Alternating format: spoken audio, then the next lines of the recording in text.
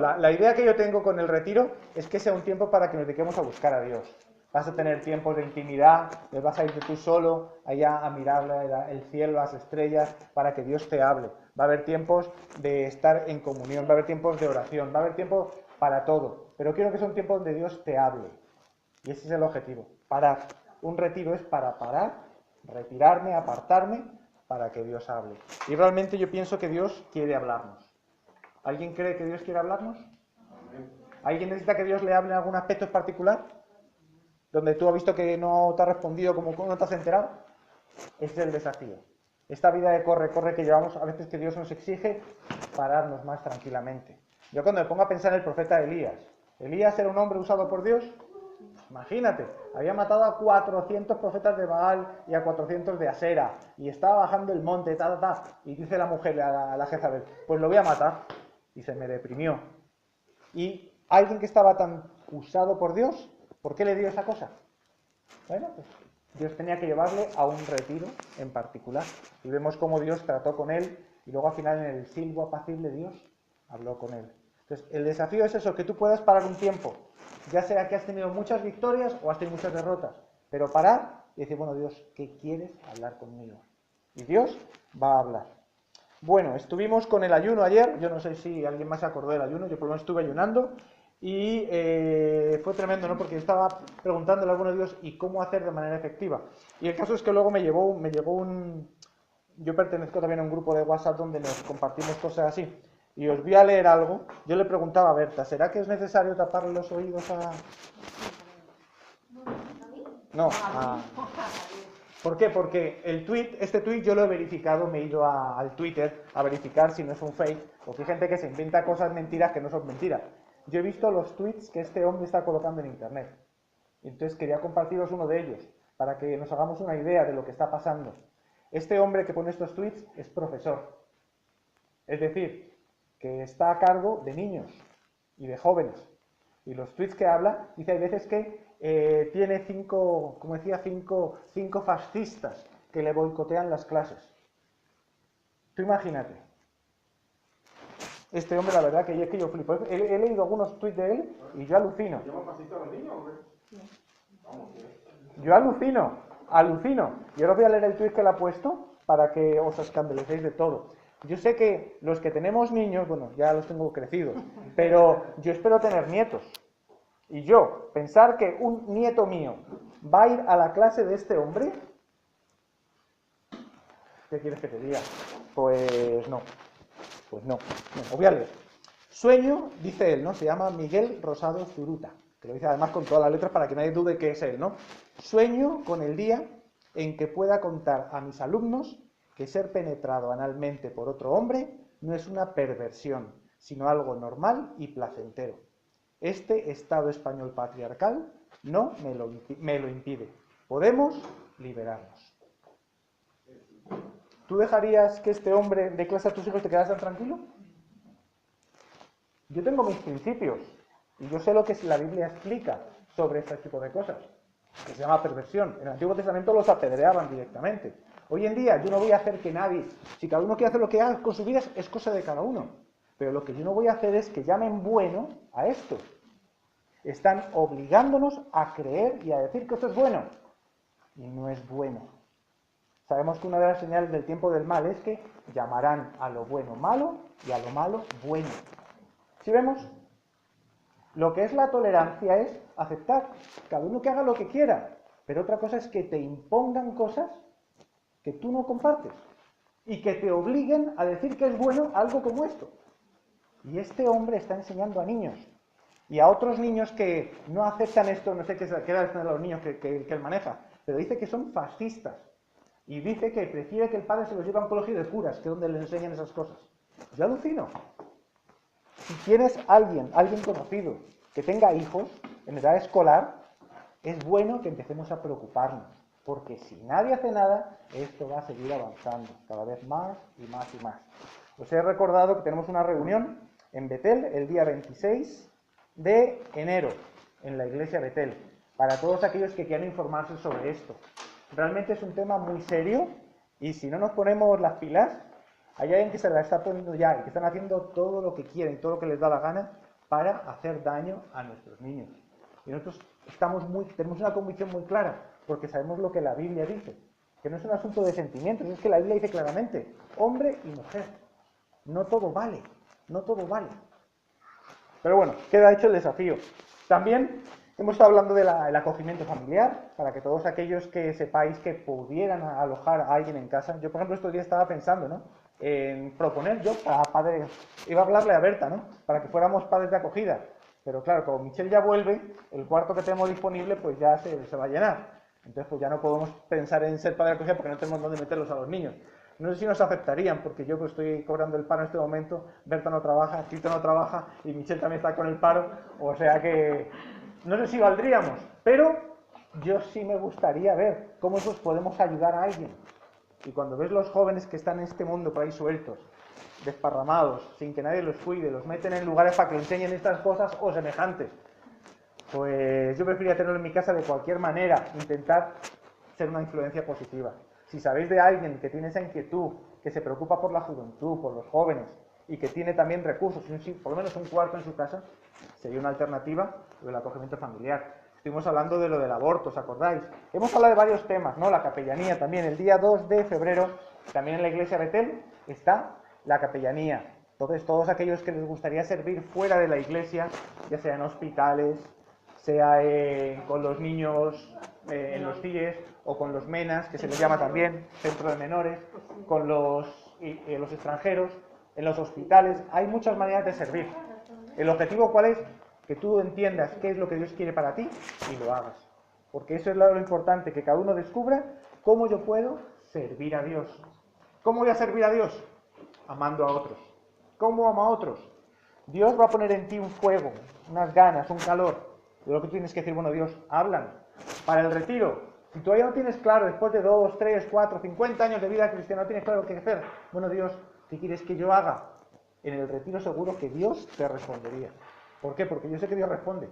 Este retiro yo lo he hecho varias veces y sé que es espectacular. Yo recomiendo, y por eso no quiero que Luis se lo pierda, quiero que vaya también, que esté con nosotros.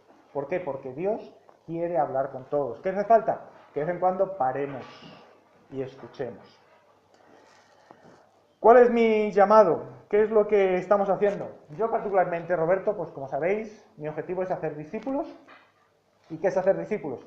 Enseñar a otros que guarden las cosas que Jesús nos ha mandado. ¿Por qué yo estoy aquí los domingos?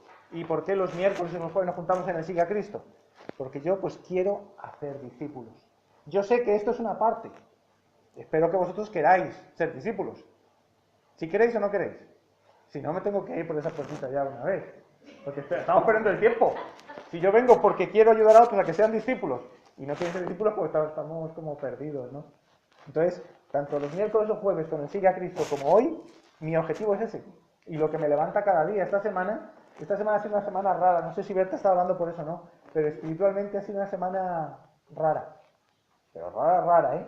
Y justo hoy el devocional de hoy en YouTube, en lo que hacen en YouTube, en YouVersion, que utilizan YouVersion, habla de que nuestra lucha no es contra carne y sangre.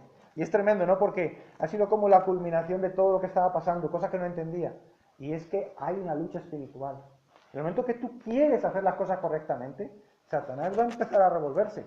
¿Y esto cómo se corrige? En oración. Y no hay otra. Y es una historia de orar y mantenerse firme con Dios. Y bueno, Dios, yo voy a obedecerte en lo que sea. Y realmente te recomiendo que escuches la predicación de hoy de Samuel porque la verdad que ha estado espectacular. ¿Sí? Bueno, entonces, ¿cómo saber qué es lo que Dios quiere que yo haga? ¿Dónde encontrarlo? Pues obviamente la manera más directa es la palabra de Dios. Esta semana pasada el señor de la fotocopiadora me decía eso, pero es que yo no oigo a Dios. Y yo le decía, pues bueno, pues lee la Biblia. Entonces yo, ya sabéis la historia del señor de las fotocopias, ¿no? Yo voy y de vez en cuando le hablo, le llevo el material para fotocopiarlo, entonces le hablo de Dios y lo tal. Y resulta que la última conversación que tuvimos es que dice que le gustaría oír a Dios. Y yo, bueno, pues si quieres, podemos quedar un día y yo te enseño el Sigue a Cristo y tal, y podemos verlo. Y se queda callado. Y digo, vale, pues no sé. Si esperas que Dios te hable, pues que Dios te hable. Y Dios puede hacerlo de cualquier manera. Pero yo estoy seguro que aquí nosotros, ¿dónde estamos? Que tenemos medios, tenemos posibilidades, de maneras muy claras. Dios no te va a hablar de manera sobrenatural. Yo entiendo que Dios, a alguien que no tiene Biblia, en mitad de África, en países musulmanes, donde están perseguidos los cristianos, el Espíritu Santo se la va a ingeniar como sea, para hablarle. Pero aquí, hoy, donde tienes internet, tienes pastores, tienes gente que te está hablando de Dios, si no quieres, es porque no te da la gana, directamente, o porque no es el tiempo de Dios. Pero yo estoy seguro que Dios no va a hablar de manera sobrenatural cuando Dios te está hablando a través de otros hermanos y tú, no, espero que Dios me hable. ¿Vale? Esperemos. Dios es sobrenatural y puede hacer lo que le dé la gana. Pero yo estoy convencido que Dios quiere hacer las cosas utilizando hombres. Desde que Jesús se fue para el cielo, ¿por qué nos dejó a nosotros encargados de hacer las cosas? Porque Él quiere que la iglesia, la parte horizontal que siempre os digo, sea los que actúen y traigan la presencia de Dios aquí a la tierra. Quiere que sea entre nosotros, con hombres. Y Dios podría actuar de cualquier otra manera, pero yo estoy convencido que Dios ha decidido en este momento dejarnos quietos para que nosotros hagamos la parte que nos corresponde. Vamos a buscar en 1 Corintios capítulo 6, versículo 12. 1 Corintios capítulo 6, versículo 12. Vamos a dejar que Domi le lea, que yo sé que a Domi le gusta este versículo mucho. Todas las cosas me son lícitas, mas no todas convienen. Todas las cosas me son lícitas, mas yo no me dejaré dominar de ninguna. Ajá. Vamos ahora para 1 Corintios 10, 23.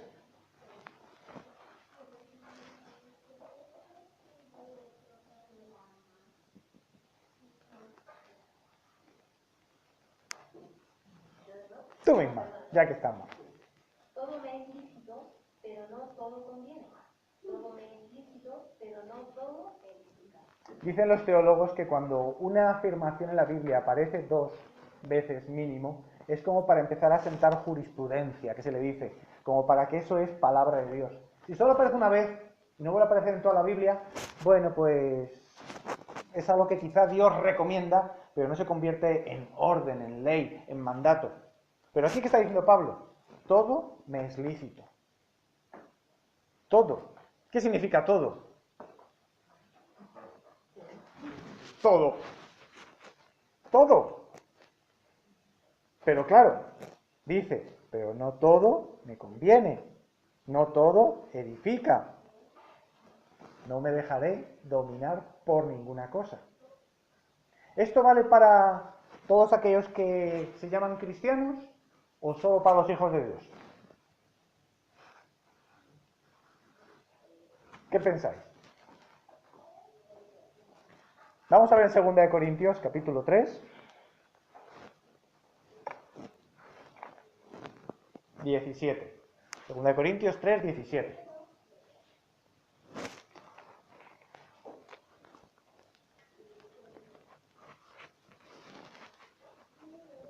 Segunda de Corintios 3, 17. Sí, segunda. A ver, ¿quién la tiene?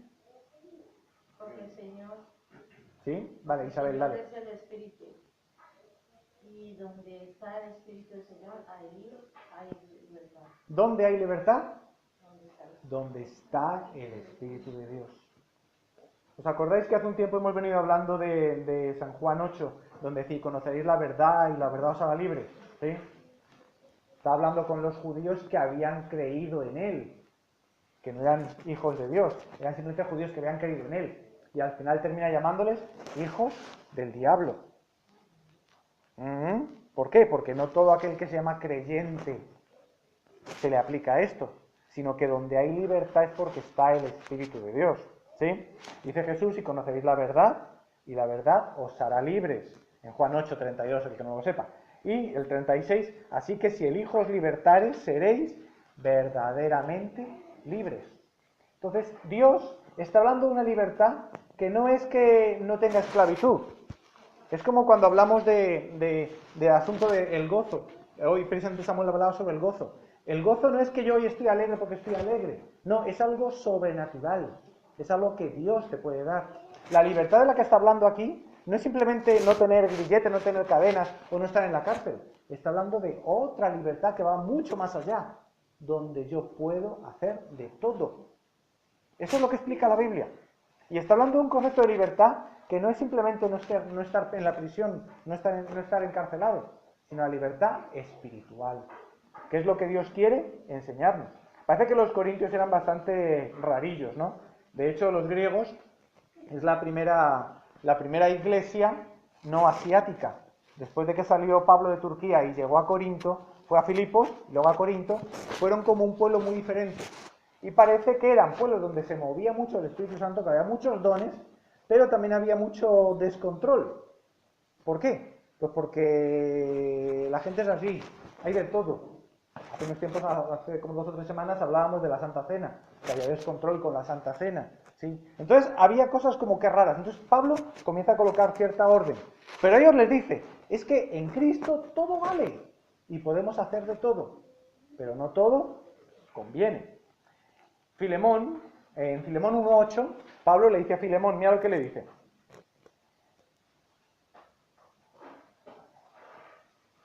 Filemón 1.8. ¿Quién la tiene?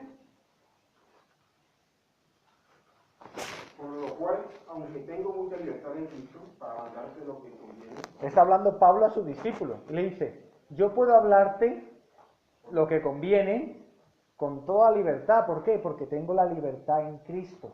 Está hablando de una libertad que es sobrenatural. Esa misma libertad, ¿no? Y sabiendo que nosotros tenemos una ley especial, que es la ley de la libertad, que lo explica también en Santiago, capítulo 2, 12.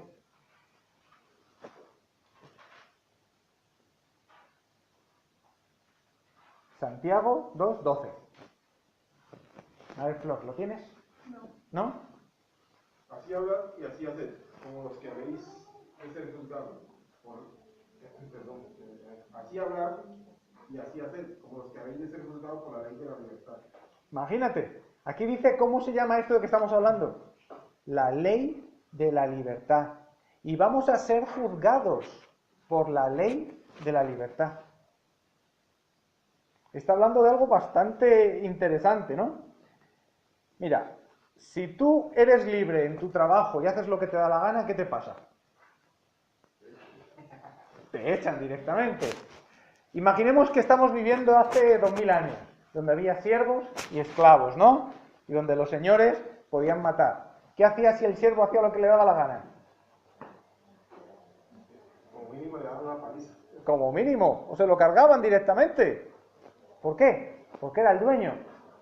Entonces, hoy en día, cuando Dios se manifiesta a nosotros, ¿se manifiesta como Señor, como amo, como dueño o como papá? ¿Tu hijo puede hacer lo que le dé la gana? ¿Isabel?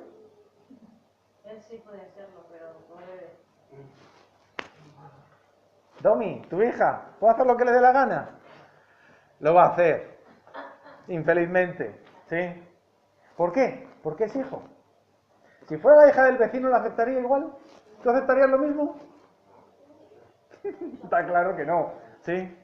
Estamos hablando de que Dios nos ama y nos llama a un punto de decir, mira, yo te amo, independientemente de lo que hagas o dejes de hacer, te voy a seguir amando. Ese es el amor de Dios. Ese es el amor que a mí me conquistó. Yo no sé a ti, pero yo cuando vi que Dios me perdonaba una y otra, digo, pero ¿cómo es posible? Yo hasta lo hacía adrede para que Dios no me quisiera y más veía el amor de Dios. A mí eso me derritió. Porque uno espera que si a uno rechaza, para que lo rechacen. Dices, tú también me rechazaste. Pero en vez de rechazo, lo que yo experimenté fue amor. Y eso es lo que Dios quiere que experimentemos. Cómo Él nos ama. Y cuando tú te decidas a quedarte con Dios, no es porque, pues bueno, pues es un Señor que me da regalos de vez en cuando. No, es porque es tu papá y has conocido su amor. Que ese es el objetivo. ¿Qué ocurre? Hay muchos cristianos que quizá no han conocido a ese papá y quieren tener esa misma libertad. ¿Les va a ir igual que a nosotros? ¿Qué quieres que te diga? Hay de todo. Vamos a ver qué dice en Gálatas 5:13. Gálatas 5:13.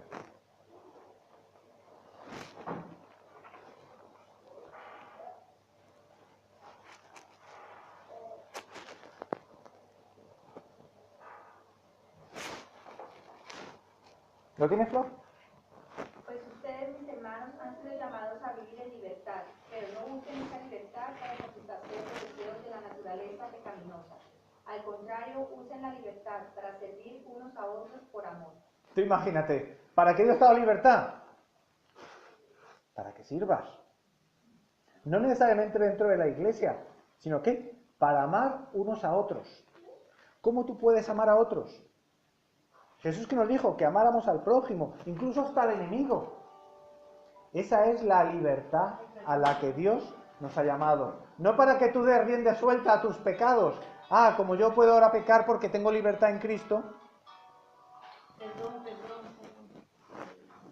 Ya antes había pitado porque te había mandado el mensaje de WhatsApp y no lo apagaste. Ah, no lo había oído. Lo siento. Sí, antes te llegó. No lo había escuchado. Si vemos, la libertad a la que hemos sido llamados es para qué? No para que tú hagas lo que te dé la gana, sino para que tengas libertad para servir donde Dios te ponga. A amar como sea. A ver, pregunta, Don. Una pregunta, bueno, no sé cómo se dice un testimonio, por decir así, claro, también no un testimonio, una experiencia, ¿no? Yo he tenido esta discusión con personas que dicen que Jesús lo justifica por sus acciones, porque les da libertad, y en realidad yo he leído poco la Biblia, porque estoy recién metiéndome en eso, me he dado cuenta que libertad va muy ligado al conocimiento, porque si yo conozco qué es lo bueno y qué es lo malo, entonces tengo la libertad de elegir. Vamos a ir para allá.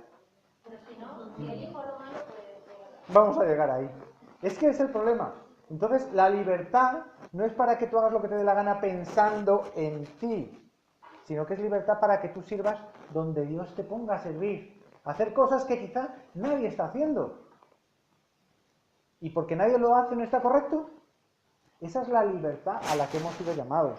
No libertad para pecar. Yo conozco una iglesia, una llamada iglesia, que es Creciendo en Gracia. No sé si ya se habrán acabado o no. Donde tenían un profeta, José de Jesús Miranda, ¿sí? Donde decían que como ya Jesús murió por el pecado y resucitó, ya hemos vencido el pecado, ya podemos pecar libremente. Yo flipaba cuando veía esa teología. Alucinaba.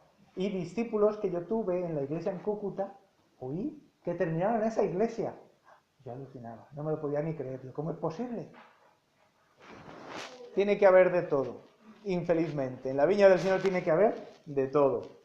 1 Corintios 8:9, último versículo de la tanda. 1 Corintios 8:9.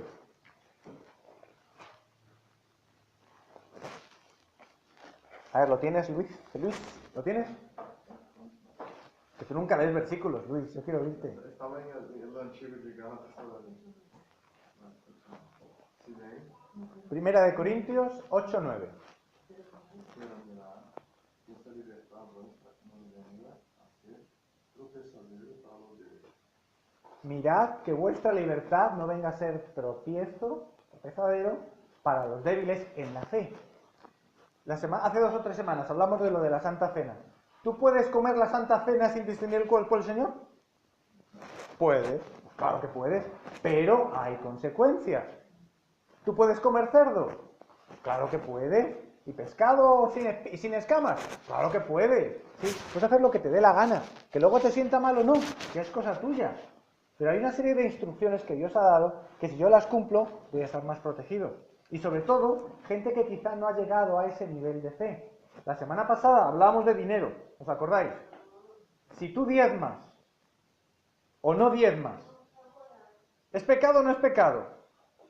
La libertad en Cristo te dice que hagas lo que te dé la gana. Tú eres el que decide qué es lo que quieres hacer. ¿Te conviene o no te conviene? ¿Edifica o no edifica? ¿Te va a hacer esclavo o no te va a hacer esclavo del dinero y de la avaricia? Ya es cosa tuya, porque Dios no te obliga a nada. Dios quiere que seas libre, que todo lo que hagas lo hagas de voluntad. Cuando el apóstol Pablo habla de que el que tenga ofrenda, que lo dé generosamente. ¿Pero cómo tiene que dar? Con alegría, con sencillez de corazón, no por obligación, no porque hay que hacerlo. Es que me están mirando si lo hago o no lo hago. No, lo hago porque es para el Señor. Y así debe ser mi libertad. Y si no lo haces, que te sientas tan tranquilo, porque el que te va a condenar, si tú te sientes condenado, no es Dios, ¿Quién es el que te condena? El diablo. El diablo es el que va a estar acusándote y señalándote para que, ¿viste? ¡Ah! No lo has hecho. Todos lo hacían menos tú. ¡Ah! ¡Qué pecadora! Y tú te dices como que, ¡ah! Pues es verdad. ¡Ay, no lo hice, no lo hice! No. Eso no es de Dios. Dios quiere que tú seas libre y que disfrutes. Cuando entendemos lo de Adán y Eva, entendemos el pecado original, entendemos en qué consiste la libertad. ¿Cómo tú puedes ser verdaderamente libre? Cuando tú conoces el bien y el mal, como pasó con Adán y Eva, tú crees que eres libre, porque vas a escoger lo que a ti te parece mejor. ¿Esa libertad es libertad de verdad? ¿O es una libertad a secas, a medias? Porque tú escoges lo que tú crees mejor, pero no es lo mejor. Lo ideal que es que alguien que sepa más que tú y que te ame, te diga que es lo mejor. Esa niñita, ¿sabe lo que le conviene? Si ella dependiese de todo el día comiendo chuches, como todos los niños, pero la mamá le va a decir qué es lo mejor para ella, hasta que un día ella crezca y se dé cuenta de las cosas que le convienen y no le convienen. Nosotros tenemos una vista muy limitada, y aunque Satanás nos engañó para conocer el bien y el mal, creemos que entonces ya somos libres, porque ya conocemos el bien y el mal. No, ahora podemos elegir entre el mal o el mal menor, o el mal peor, o el horrible del todo, pero es malo. ¿Por qué? Porque lo que Dios quiere es que yo elija lo que Él tiene para mí, y que mi voluntad, hago su voluntad, no la mía. Cuando yo estoy en lucha de la libertad de mi voluntad con la voluntad de Dios, sigue a Cristo, estamos hablando de sigue a Cristo, estamos enfrentando dos voluntades. ¿Yo qué tengo que hacer? No es qué es lo que yo creo mejor en mi voluntad, tomo decisiones por mi cuenta, lo que creo mejor, no, es lo que Dios dice. Y cuando la palabra ha sido adulterada, yo hago mi voluntad. Hemos hablado varias veces sobre esto, ¿os acordáis, no? No estamos hablando de nada nuevo. Entonces, el pecado original va por ahí. Cuando yo me he creído una mentira del diablo, aunque tenga pinta de Biblia, me la he creído. Y he terminado al final por un camino que no es. Porque lo correcto es qué es lo que Dios dice y yo obedecerle y punto. Así de sencillo. Adán y Eva estaban desnudos y no se avergonzaban. Capítulo 2 de Génesis, ¿os acordáis? Termina el capítulo 2. ¿Por qué termina el capítulo 2 diciendo que estaban desnudos y no se avergonzaban? ¿Qué tiene que ver eso con lo que está hablando? Es fundamental para entender esto de la libertad. Tenían esa libertad con Dios. Podían estar desnudos delante de Dios. No había vergüenza. No sabían que había pecado, porque simplemente se fiaban de lo que Dios decía. ¿Qué ocurrió cuando Adán y Eva fueron engañados y comieron? ¿Qué fue lo primero que hicieron? Darse cuenta que estaban desnudos. Estaban sin justificar delante de Dios. Antes podían estar delante de Dios perfectamente. ¿Por qué? No había nada que justificar, no había pecado, no había que cubrir nada, no había que derramar sangre para tapar la desnudez de ellos. No, estaban bien con Dios. Pero después del pecado lo primero que pasó fue ¿qué? Se dieron cuenta que estaban desnudos. Es curioso. ¿Y por qué? Porque cuando hablamos de la modestia, hablamos del pudor, de ¡ay, qué vergüenza que me ven desnudo! ¿A ti te gusta que te vean desnudo? ¿Eso de dónde sale? ¿Tú te has pensado alguna vez de dónde sale eso? Es algo que viene del jardín del Edén. Esa sensación de tú aparte. ¿Es por qué? Porque es algo que sabes que no es correcto. ¿Qué nos quieren meter hoy en la cabeza las feminazis and company? Las femen, que se sacan las tetas así, ¡guau! Que no pasa nada, que es el cuerpo, que es, como decían, que es naturaleza, que es... No, está claro que no. ¿Por qué? Porque eso es algo espiritual, que es mucho más profundo. Y cuando ellos hicieron, lo primero que hicieron fue un sacrificio de ponerse hojas de higuera. Y Dios no aceptó el sacrificio. ¿Por qué no aceptó el sacrificio? Porque luego hizo vestido de pieles. Significa que tenía que haber derramamiento de sangre para cubrir su desnudez. Y hablamos la semana pasada cómo Caín y Abel ofrecieron sacrificio a Dios. Y el sacrificio de Caín a Dios no le gustó. ¿Por qué? Porque no era lo que Dios había dicho. Imitó a su papá Adán. Higuera, los mejores frutos de la tierra, una higuera, ¡pah! Pero es que Dios había dicho que tenía que ser con derramamiento de sangre, pieles de animales. Y cuando Abel presentó sus ovejitas, todo perfecto. Dios miró con agrado la ofrenda de Abel. Entonces, ahí entendemos en qué consiste la libertad. Cuando yo hago la voluntad de Dios, estoy en esa libertad de estar con Dios como tiene que ser. Pero es devolverle a Dios el conocimiento del bien y el mal. No es que le ofrezco a Dios los mejores higos o las mejores frutas del campo. No, no es que la mejor, no, es lo que Dios dice que tengo que entregarle. ¿Sí me entendéis? Entonces, la libertad, la verdadera libertad, no es que yo ofrezco lo que yo creo mejor. No, es cuando yo entiendo que el bien es hacer la voluntad de Dios y el mal es hacer mi voluntad. ¿Sí entendemos? Esto es fundamental, porque la mayor parte de la gente, si no creen en Dios, ¿creen que hay alguna alternativa aparte de yo hacer mi voluntad? No. Entonces, ellos se creen libres. Pero la verdadera libertad es cuando yo entiendo que lo que a mí me hace libre es entender lo que yo creo que es conveniente y lo que Dios dice que es conveniente. Entonces, cuando Jesús dice, y conoceréis la verdad, me conoceréis a mí, conoceréis mi palabra, conoceréis el verbo, conoceréis a Jesús, y os haré verdaderamente libres, ¿es por qué? Porque voy a conocer cuál es la voluntad de Dios. Si yo sigo haciendo mi voluntad, no voy a ser libre. Aunque mi voluntad incluya versículos bíblicos, incluya cosas de la iglesia, incluya ceremonias de la iglesia. La Santa Cena, aparentemente bueno, pero fíjate que los corintios lo estaban haciendo de tal manera que Pablo tuvo que regañarlos. ¿Sí entendemos? Estaban haciendo cosas que Jesús había mandado, pero no lo hacían de la manera correcta. Entonces, no, la verdadera libertad es cuando tú entiendes qué es lo que Dios quiere. Y por eso dice que hay que discernir. Discernir es diferenciar el bien y el mal, ser verdaderamente libres. Entonces, eso es de lo que está hablando, ¿no? Entonces, cuando un ritual religioso, basado en la Biblia, se vuelve algo ceremonioso, sin chispa, se pierde la esencia de lo que Dios quería hacer. Y Satanás comienza a enredarlo, a engañarte, a meter de su cosecha. ¿Para qué? Para que tú no dependas de lo que Dios dice, sino que simplemente te fíes de lo que tú crees. Ah, no, es que en mi iglesia siempre se hizo de esa manera. ¿Y por qué se hizo así? ¿Es la voluntad de Dios? No necesariamente. Vamos a preguntarle al bueno Dios, ¿y tú qué opinas? ¿Tú qué dices? ¿Jesús peleaba con las prostitutas? ¿Jesús peleaba con los publicanos? ¿Jesús peleaba con los pecadores? ¿Con los recaudadores de impuestos? Jesús solo peleaba con los religiosos.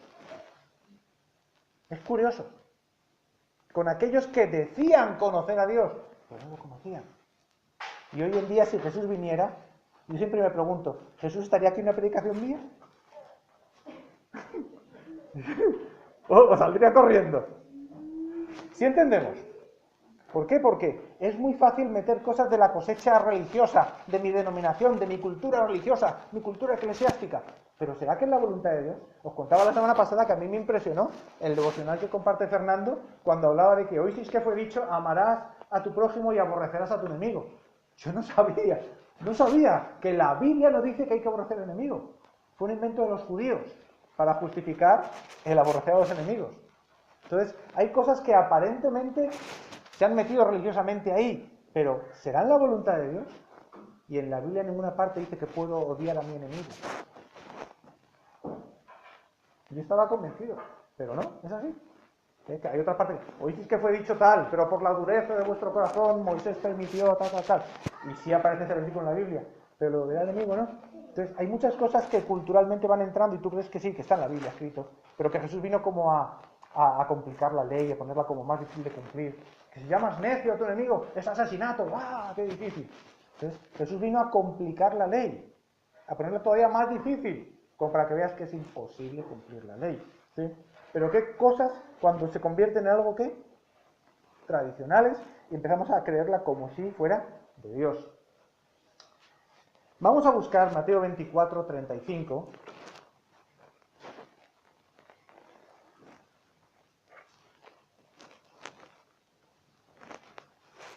Mateo 24, 35.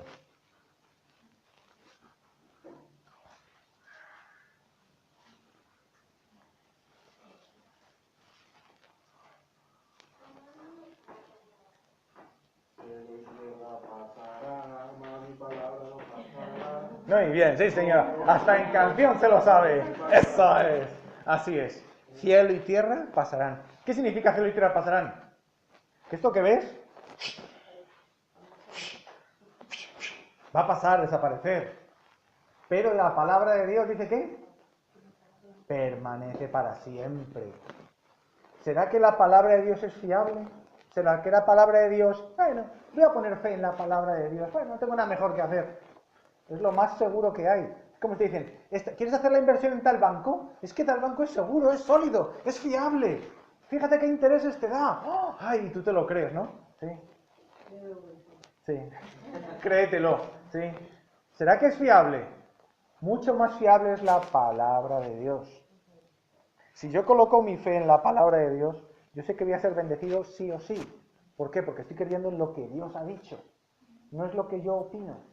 Hay muchas cosas que yo todavía no sé que Dios va a hacer con nosotros. Pero una cosa sí estoy seguro, que Dios nos llama a hacer discípulos y a evangelizar. Eso sí no hay vuelta de hoja. Y eso tiene que ser así. La semana pasada hablábamos sobre los diezmos y ofrendas, ¿no? Y es que he oído tantas historias que la gente cree como si fuera Biblia. Y lo enseñan como si fuera Biblia. Y digo, pero ¿cómo es posible que lo enseñen así si la Biblia no dice nada de eso? Pero bueno, ejemplos. Yo he oído gente que dice que no dan diezmos en la iglesia, sino que se lo dan a los pobres, a los necesitados. Y que su diezmo lo llevan en el bolsillo para cuando vean un necesitado por la calle y se lo dan. ¿Eso está en la Biblia? He oído cristianos maduros, con muchos años en la iglesia, que dicen eso. ¿Qué dice la Biblia? El diezmo es de Dios. Punto. De Dios. Punto. Otra cosa son las ofrendas y otra cosa son las limosnas. Porque la Biblia habla de limosnas, habla de ofrendas, habla de diezmos y habla de primicias. Estas chicas no paran, voy a tener que separar como en el cole, ¿eh?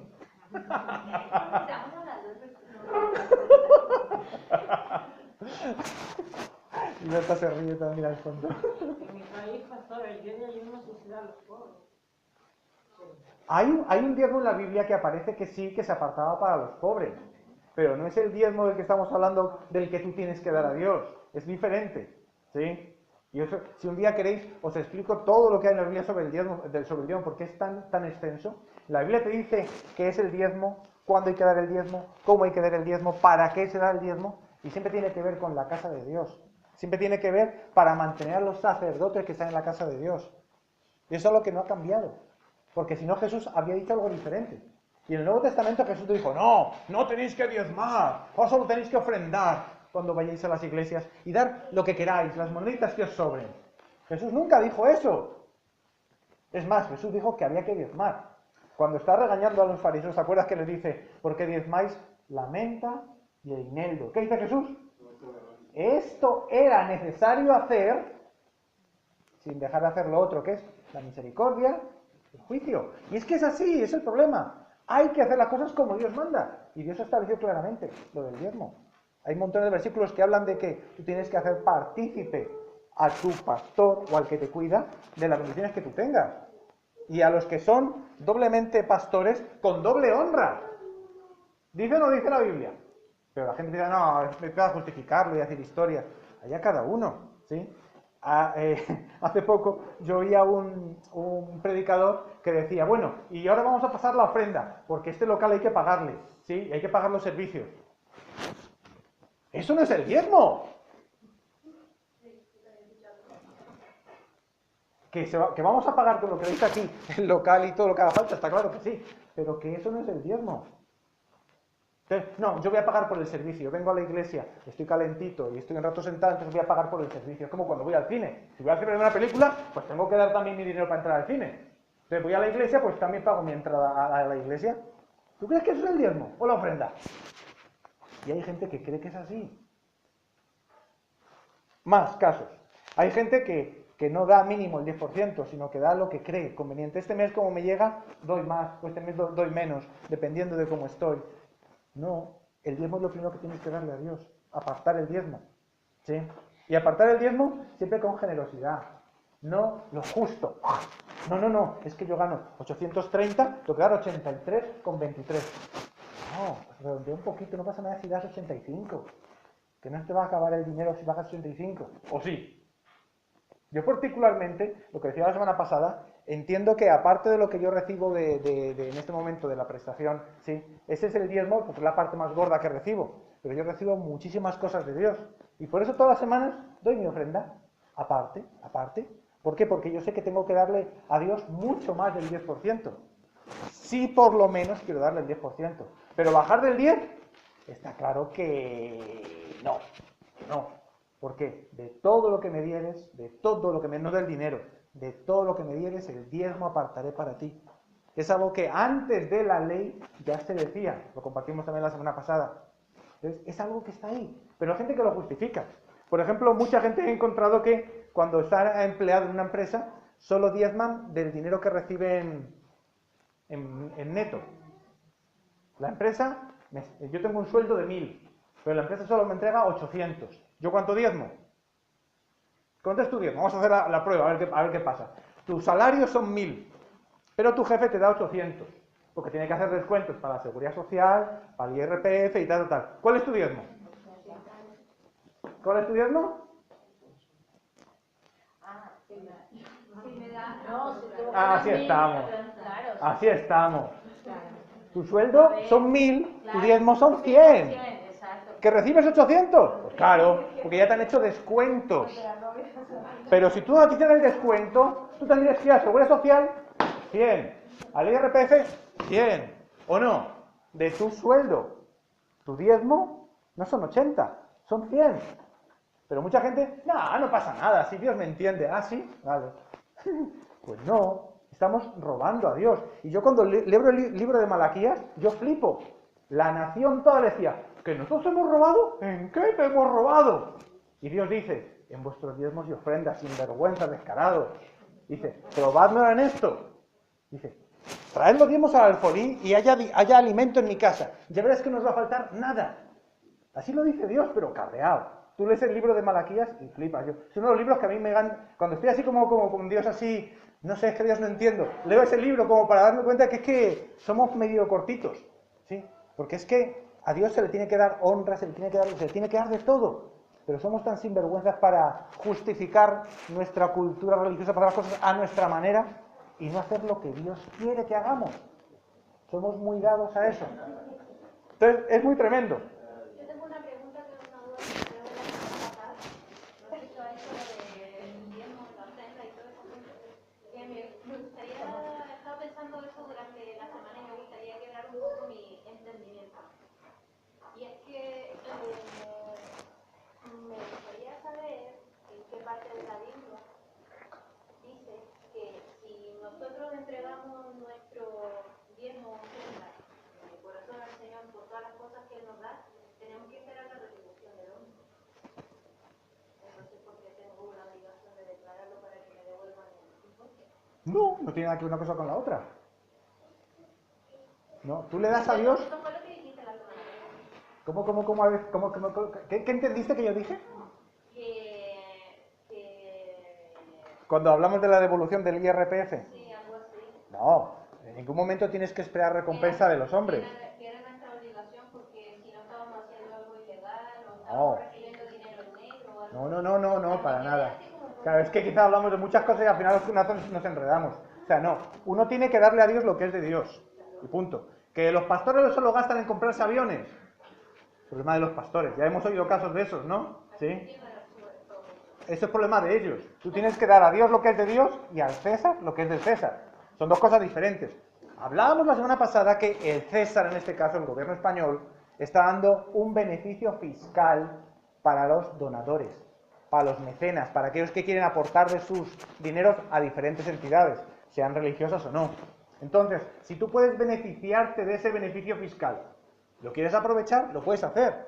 Si no lo quieres hacer, no pasa nada. Pero yo prefiero hacerlo. A ver, tú vas a ir al continente a hacer una compra. Y hay una cosa con descuento y otra sin descuento. No, pues yo voy a comprar la que no tiene descuento. Hombre, si es la misma cosa, compro la que tiene descuento. ¿O no? No es un asunto de obligación, es un asunto de tener dos dedos de frente.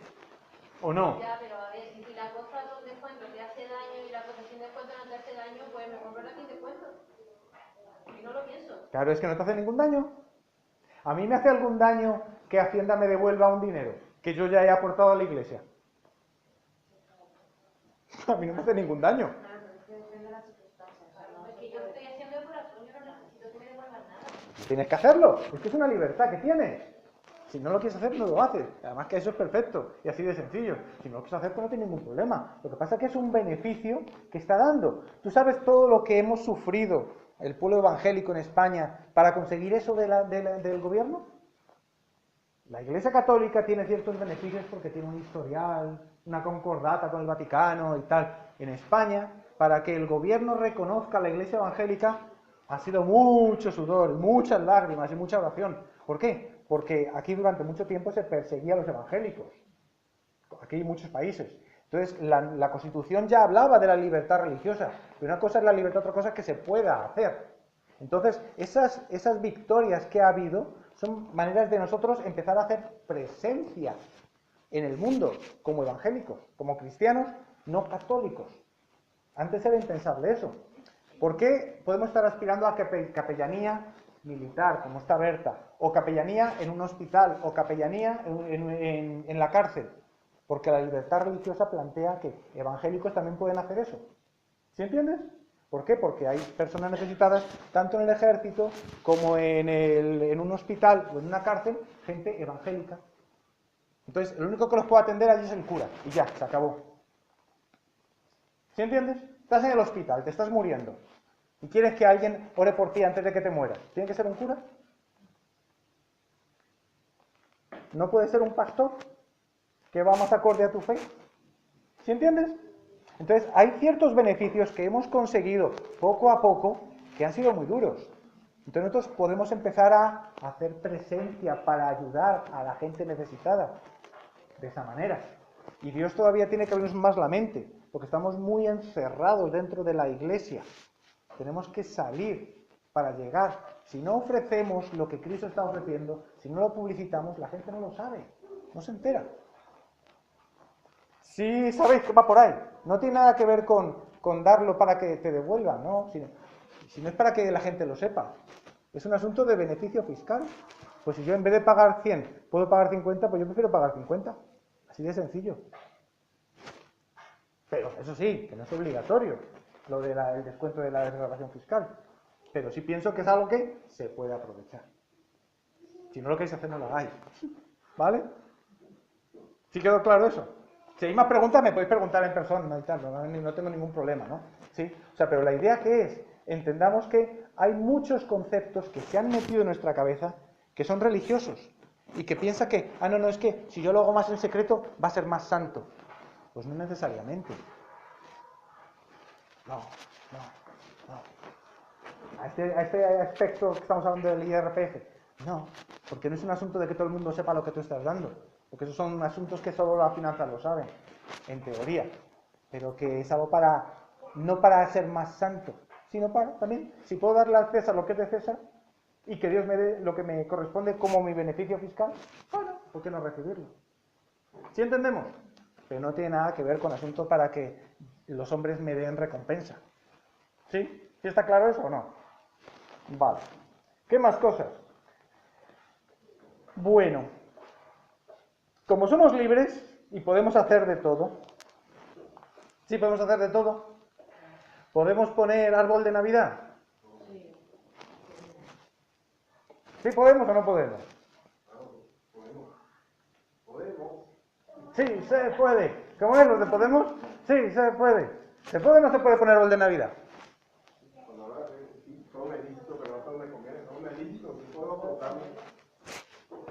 ¿Se puede celebrar la Navidad? Es un tema controvertido. Hay muchos cristianos que... Sí, particularmente Berta y yo, cuando hablamos de la Navidad, particularmente es algo que ya no celebramos. ¿Por qué? Porque no está en la Biblia. Pero nuestro objetivo no es decir, es que vamos a imponer nuestro pensamiento a la gente. No. ¿Por qué? ¿Por qué no celebramos la Navidad? Porque entendemos que es algo que no está en la Biblia. Que podemos participar. Si hay una celebración, pues ahí está. ¿Cuántas veces yo no he ido a una misa después de ser cristiano? Y no pasa nada. Si hay un árbol de Navidad, pues vale, hay un árbol de Navidad, una decoración, pues no pasa nada. Pero yo particularmente es una de las fiestas que ya no celebro. ¿Por qué? Por muchos motivos. ¿Por qué? Porque Jesús no nació el 25 de diciembre, porque el 25 de diciembre es una fiesta pagana claramente, y todas las cosas que en internet tú sabes y has oído muchas veces, ¿sí?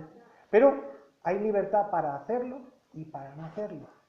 Lo importante es que no seas esclavo de.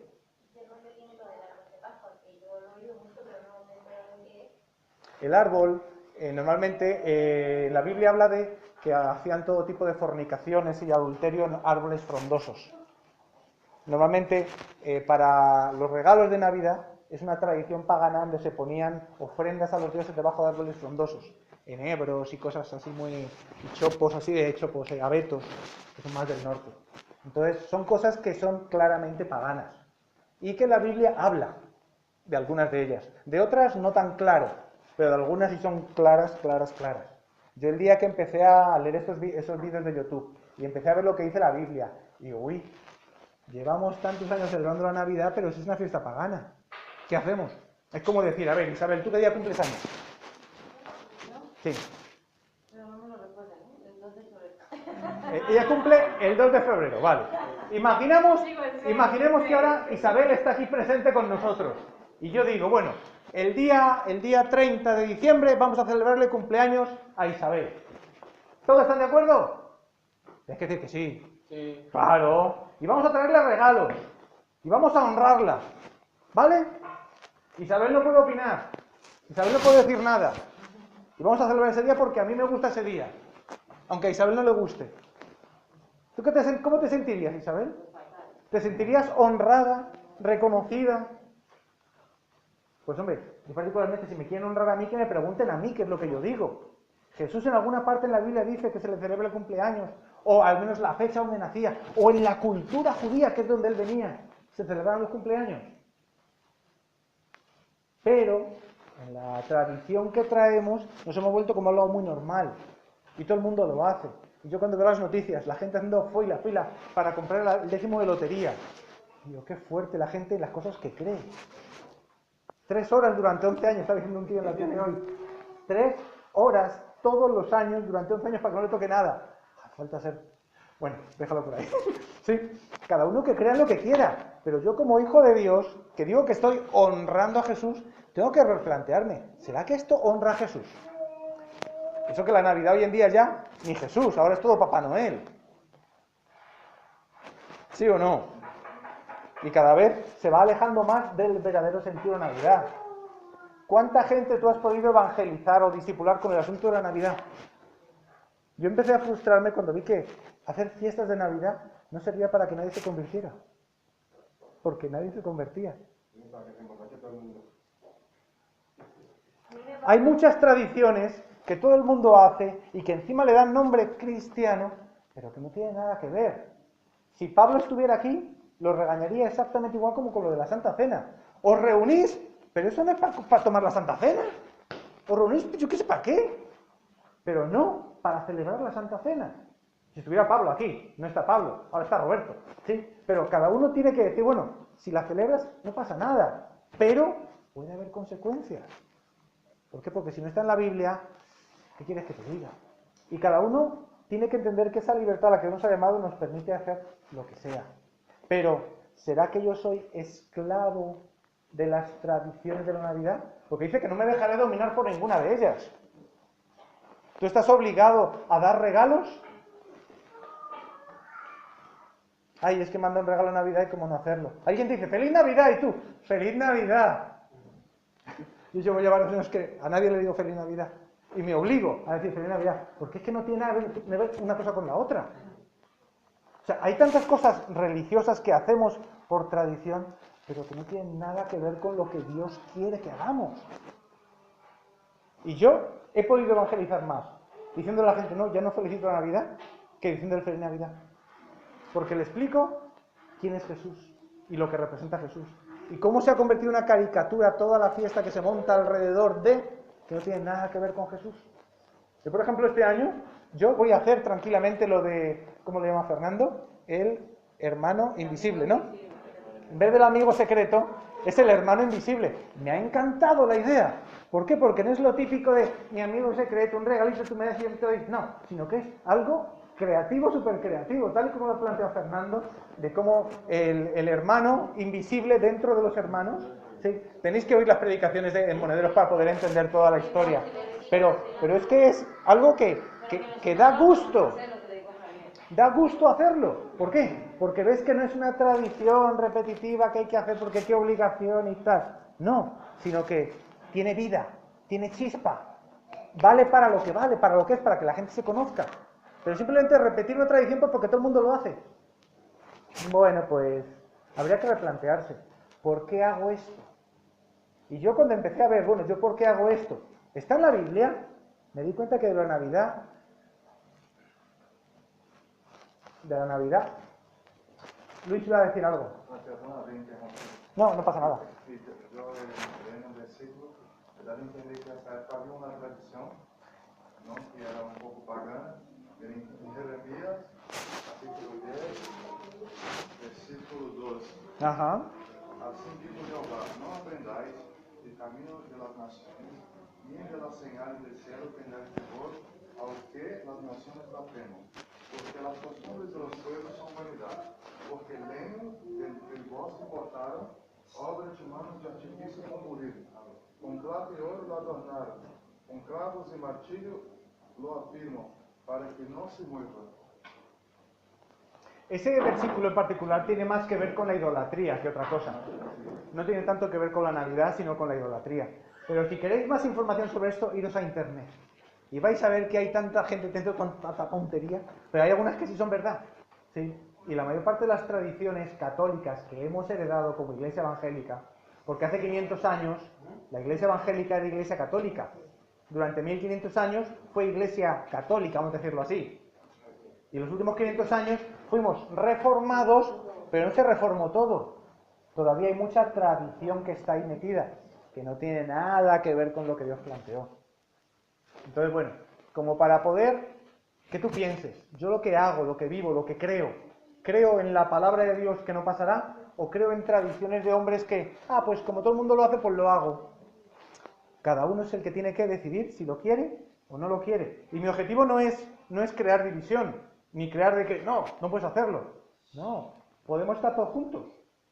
Yo le decía a Fernando, porque yo le dije a Fernando, tú en la iglesia pues colocas esto y tal, y yo particularmente eso no lo hago. ¿Cómo hago con Aranjuez? Porque pues yo pues no practico el juez. No, pues tú ten libertad.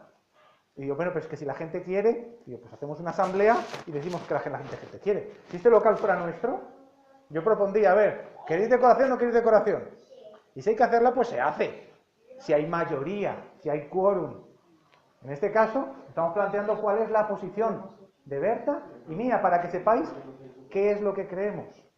Pero nuestro objetivo no es crear división ni imponer mi posición, lo que yo creo. Porque hay ciertas cosas en la Biblia que no están muy claras. Hay otras que sí son clarísimas. Por ejemplo, cuando hablamos de la homosexualidad. Pues yo no sé cómo es posible hoy en día que haya iglesias llamadas evangélicas que sean inclusistas, que aceptan que la homosexualidad es normal. Pues, ¿qué quieres que te diga? Eso en la Biblia habla muy claramente. Otra cosa es que yo acepte personas homosexuales en la iglesia, porque tengo que aceptarles y amarles.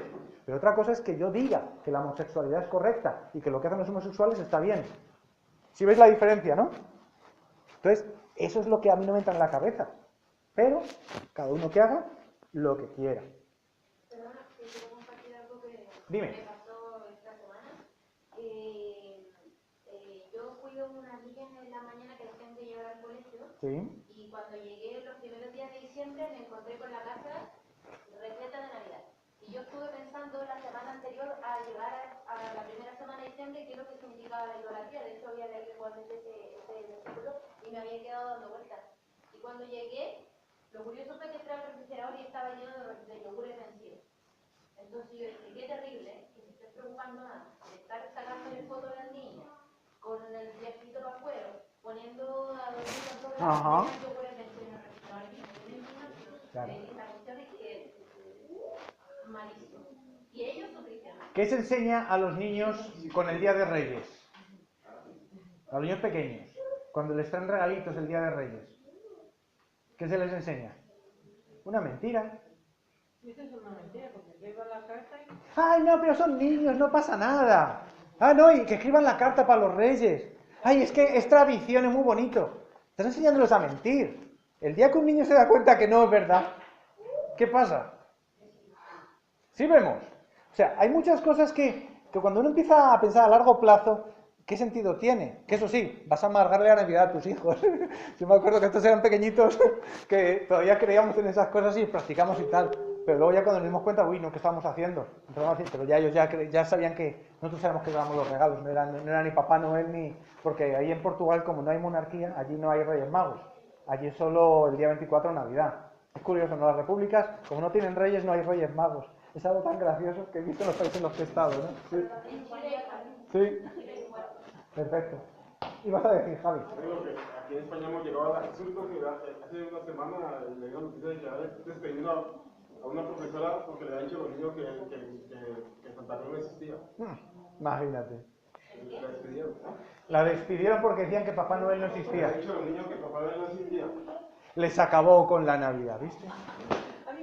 Les acabó la ilusión, los mató. Sí. Cuando estamos en este tipo de... Cuando estamos en estas encrucijadas culturales es complicado. Hoy me estaba diciendo alguien ahí en Monederos, no, es que yo odio las redes sociales, no quiero saber nada de ellas. Y por eso es que no quiero que mis hijas estén en las redes sociales. Y digo, pues qué ilusa, porque las hijas van a terminar en las redes sociales. ¿O no? Entonces, el hecho de que tú tapes el sol con una mano hace que el sol deje de brillar. No, hombre, cada uno que haga lo que quiera. Y lo bueno de todo es que como somos libres, Dios te deja hacer lo que quiera. Y no puedes pisotear a otro que no quiera creerlo. ¿Por qué? Porque Jesús te dice claramente que no vaya a ser que por tu fe vayas a hacer tropezadero a otro que es más débil en la fe.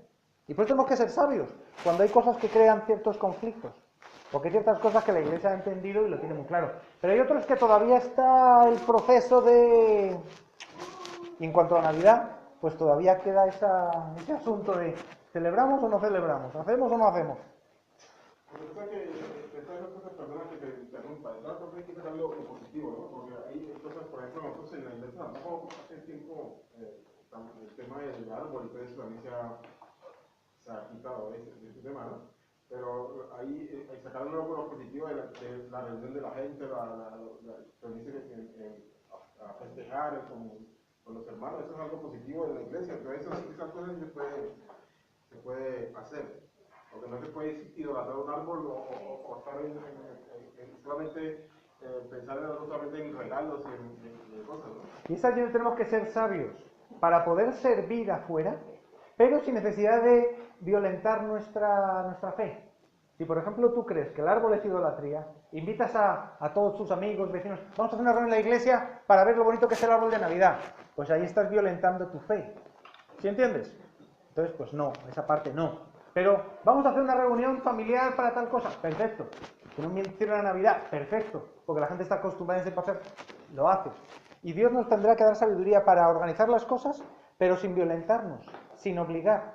Porque oportunidades para buscar discursos para atraer gente, eso es fácil. Pregúntale a Berta. Todas las actividades que quieras y traer gente y cosas. Berta, mira cómo se ríe. ¿Sí? ¿Por qué? Porque es así. Pero, como decía al principio, en este momento el principal objetivo que tenemos es formar discípulos. Ver que estamos en la misma sintonía. ¿Para qué? Para que cuando empiece a llegar gente, sepamos en qué creemos, en qué hemos convenido, en qué hemos aceptado. Tú imagínate que llegara alguien nuevo hoy en día, aquí a la iglesia. Oye, ¿y vuestro árbol? Y cada uno le dijera una cosa. No, es que Roberto no sé, y yo tampoco sé, y no sé por qué no hay, porque se nos ha olvidado. ¿Cómo se sentiría esa persona? Ay, pues, qué poco cristianos sois. ¿Sí entendéis? Entonces, pero cuando hay ciertos temas donde ya estamos en la misma sintonía, hemos entendido que vamos a hacer cosas que están en la Biblia, como que nos va afianzando en qué hemos creído y qué estamos haciendo. Y somos de un mismo sentir. Dice que Pentecostés, cuando llegó el Espíritu Santo, estaban todos unánimes, juntos. Y ese es el objetivo del Sigue a Cristo. Verificar que todos tienen la misma doctrina. No vaya a ser que un día alguien diga, no, es que yo siento el poder de Dios en mi corazón y por eso sé que voy al cielo. Ya sabéis que eso no es fiable. Yo tengo que decir, yo sé lo que dice la Biblia y porque lo sé, lo creo y porque lo creo, sé que voy al cielo. ¿Sí entendemos? ¿Para qué? Para que no vayamos a tener discípulos que pasen 3, 4, 5 años en la iglesia y resulta que luego al final ni se han convertido. Porque puede pasar. Puede pasar. ¿Tú eres libre para no discipular? ¿Para no tener discípulos?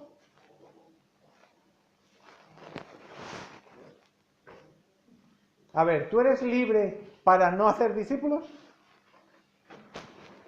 Yo puedo decidir no hacerlo. Claro que eres libre. Si no quieres hacerlo, pues no los hagas. Así de sencillo. ¿Tú eres libre para no evangelizar? ¿Eres libre para no evangelizar? Está claro, si no quieres evangelizar, pues no evangelices. ¿Roberto el policía va a ir a vigilar cuántos discípulos tienes o cuánto evangelizas? Pues no, esa es cosa tuya. Yo pues te intentaré ayudar para decirte, oye, que te conviene. Porque cuando tú evangelizas, sientes un gozo por dentro. Y cuando tú hablas a otro de Dios, sientes como que fluyen las cosas y Dios empieza a moverse. Y cuando tú comienzas a discipular a otro, Dios te habla más que lo que la persona puede estar recibiendo. Pues claro, son cosas que funcionan. Yo te recomendaré y te exhortaré y te diré, es que Jesús lo manda, tienes que hacerlo. Pero aunque no lo hagas, Dios te va a seguir amando igual. Porque tú eres libre. Esa es la libertad a la que Dios nos ha llamado. Que tú en tu casa quieres poner arbolito, ponlo sin problema. Aunque en la Biblia no diga nada sobre el árbol. ¿Sí entendemos? Esa es la libertad a la que Dios nos ha llamado. Y la libertad que tenemos que vivir. ¿Para qué? Para no caer en la condenación del diablo. Pero cuando tú estás pensando en la libertad, no en plan egoísta, sino en para servir a otros. ¿Cómo hago yo para servir? Y que Dios me dé la capacidad de poder servir a otros. A otros. Esta semana leí algo muy interesante, ¿no? Dice, cristianismo igual evangelismo. Obviamente es un ministerio evangelístico que lo dice, ¿no? Pero con los planteamientos que lo decía, es que es así. O sea, un cristianismo, una iglesia que se llame cristiana y que no sea luz, está fuera de sitio. Una iglesia que se llame cristiana, que hable de Jesús, pero que no esté hablando del amor de Dios, como Dios ha manifestado, que ha traído la buena noticia de que ha regalado la salvación a través de Jesús. Pues esa iglesia, ¿de qué va? Entonces, bueno, ¿hasta qué punto era una exageración? Pero no es exageración, porque el cristianismo tiene que estar unido al mensaje del Evangelio. Entonces, si la iglesia no está llevando luz afuera, no está siendo relevante, pues algo está fuera de sitio. Ya tenemos que plantearnos, ¿yo por qué creo? ¿Por qué hago? ¿Por qué dejo de hacer? Porque es fundamental. ¿Será que Dios va a estar con una iglesia que no está haciendo su voluntad? Dios te va a amar igual, pero Dios no va a ir delante de ti en tus batallas. Porque tú has decidido hacer tu voluntad y no escuchar la voluntad de Él. Entonces, como iglesia, corremos el riesgo de hacer cosas religiosas sin haberle preguntado a Dios, bueno, Dios, ¿y tú qué opinas? Aunque sea algo básico, bueno, ¿y tú qué opinas? ¿Cómo quieres que haga mi devocional? ¿Cómo quieres que ore todas las mañanas? ¿Tú le has preguntado a Dios? ¿O tú ya oras directamente porque ya sabes cómo hablar con Él? Son detalles como para replantearme. Yo durante muchos años lo he hecho de esta manera. ¿Y si Dios te quiere llevar a un nivel diferente? ¿Le preguntamos a Dios las cosas? Y sobre todo, ¿sabemos qué es lo que dice la Biblia en ese aspecto? Para eso es el discipulado. Para ayudarte a que tu vida no sea tanto hacer tu voluntad, sino que sea conocer cuál es la voluntad de Dios. El mentoreo es fundamental. Que tú confíes en alguien para plantearle tus dudas, tus preguntas. Porque si no, tú solo puedes ser engañado. ¿Por qué la serpiente se acercó solo a Eva y no se acercó a los dos juntos a hablarles? Satanás era astuto y sabía que si estaban los dos juntos no iban a caer. Pero pilló uno por un lado, otro por otro y ¡zasca! Y cayeron los dos. Cuando tú te quedas solo, estás siendo como una oveja aislada para que el lobo se la coma. Y eso tenemos que entender, que Dios nos pone en la iglesia para ayudarnos unos a otros. Ayudarnos a crecer, a madurar, a entender lo que Dios quiere hacer con nosotros. ¿Vale? Uy, 7:15. Me pasa el pelín. Es que la